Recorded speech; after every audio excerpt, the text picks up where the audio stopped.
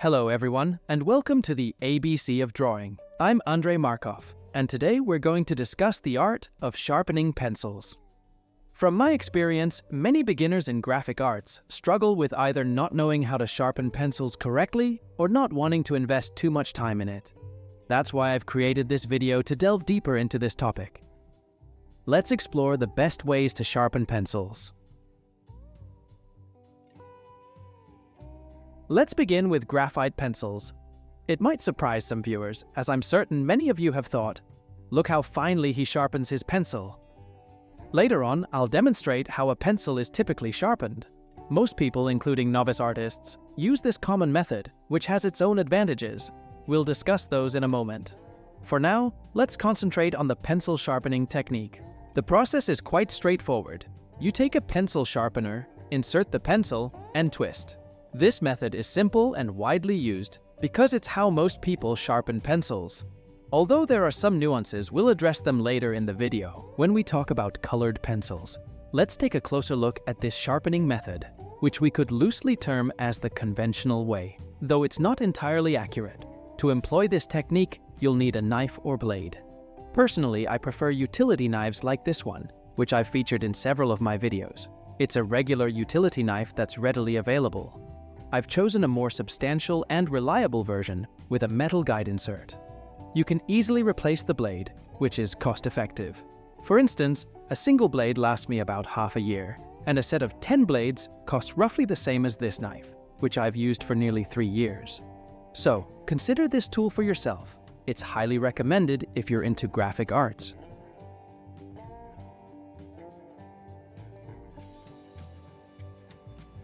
Okay, less talk and more action. I'll now demonstrate how you can sharpen a pencil using a utility knife.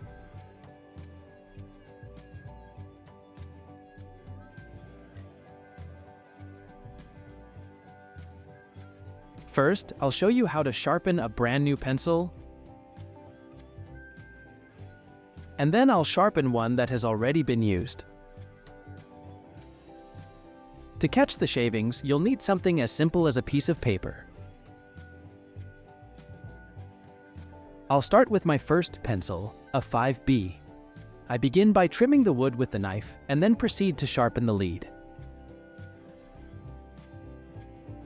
Starting with an approximately 1-inch gap, I shave the wood at an angle. Pay attention to my movements.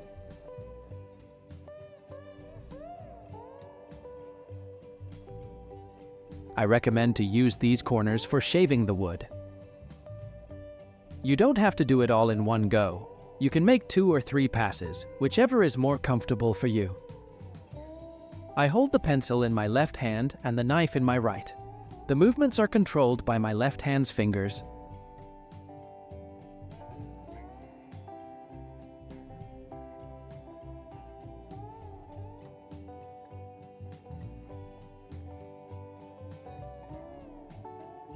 The initial aim is to shave only the wood without touching the lead.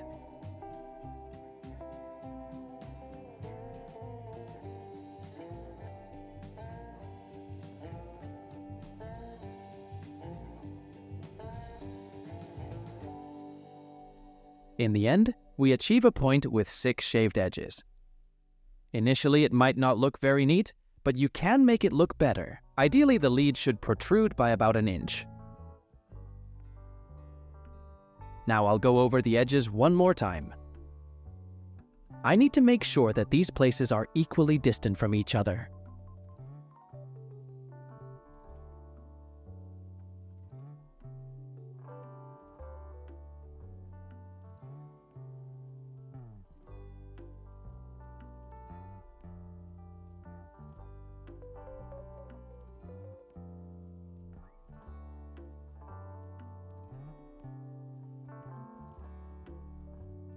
Now I can work on the lead. I gently press it against my finger to balance the pressure applied by the blade. And I begin to carefully shave it off. I usually pay attention to these edges, though it's more for the looks rather than a necessity. I recommend shaving off a very thin layer And it's important not to remove too much at once to avoid breaking the lead. This method works best for me. We start by creating a small step like this.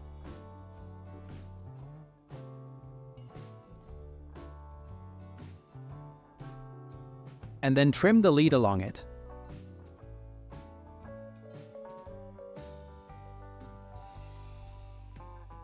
I'll revisit this later. For now, I'm working on the entire lead in this manner.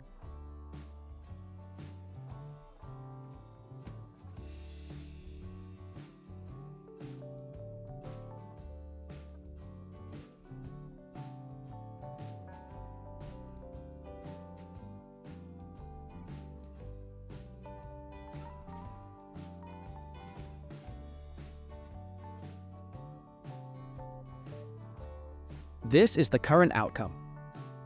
It might not appear very neat yet, and the lead isn't quite sharp enough. But that's alright for now. I'll make a few more passes. I'll need to shave the graphite even smaller and more precisely, without the steps, so you may not even need to press against your finger. Precision is crucial. If you've never sharpened a lead this way before, I encourage you to give it a try. If you've never sharpened pencils with a blade or knife before, your initial results may be noticeably less precise than mine, or it might not work at all. Don't be discouraged. Practice is essential for any skill.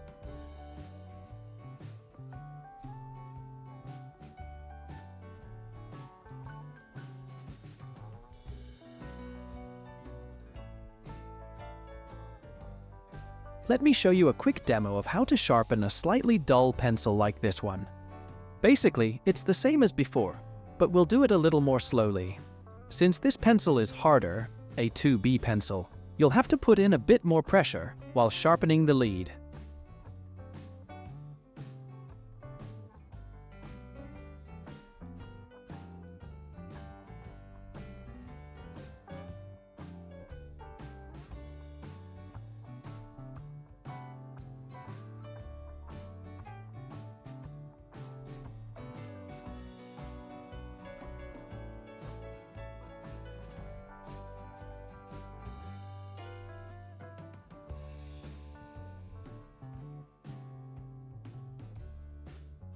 I've covered the sharpening technique, and now I'll talk about the benefits of this method and explain why it's a good idea to sharpen pencils this way. First of all, since the lead in this type of pencil is almost 2.5 times longer, you can use it for a much more extended period, considerably longer than the other one. Additionally, the pencil stays sharp longer because of its longer length, and it can even sharpen itself when used correctly. This leads us to the third point. Using this pencil allows for a wider range of drawing techniques. For instance, a pencil sharpened with a regular sharpener won't let you work at steep angles because it will scrape the wood on the paper.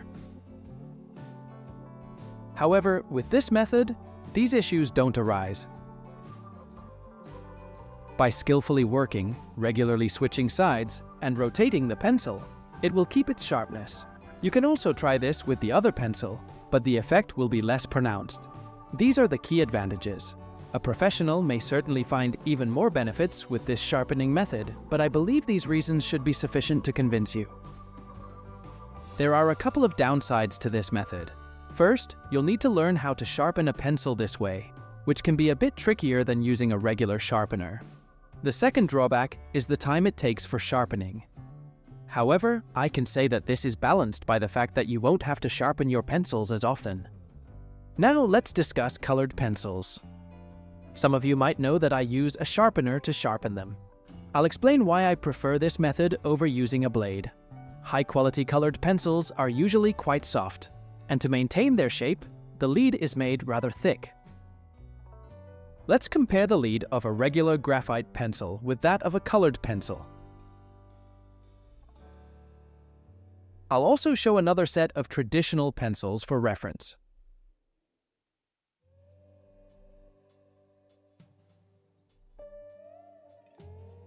Here, the lead is slightly thinner, but it's still much thicker than that of a graphite pencil. The difference is especially noticeable from this side. Unfortunately, I can't show you the graphite pencil from behind because it's covered. As a result, we get a longer point.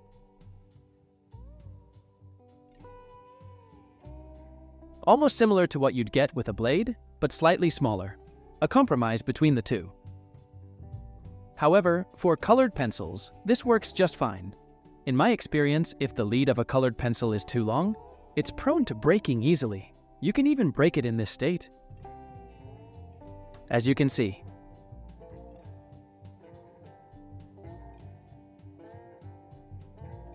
So, sharpening colored pencils this way makes more sense. Now, a couple of details about using a sharpener. There are different types of sharpeners. Closed and open ones, available in plastic and metal. If possible, it's better to use metal sharpeners. I've had many plastic sharpeners, and they tended to break quickly because the casing would often crack, particularly at this point, which would affect the grip and the quality of sharpening. So I prefer metal sharpeners. The sharpening process is pretty straightforward. But there's a small trick I'd like to show you.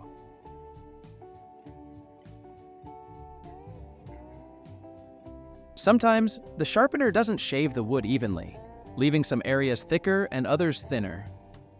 Here's an example with a graphite pencil. This is less noticeable with graphite compared to colored pencils. I'll demonstrate how to fix it. Insert the pencil with the thick side facing the blade. Like this. Rotate it, but only partially, until you reach the narrower part. Stop there.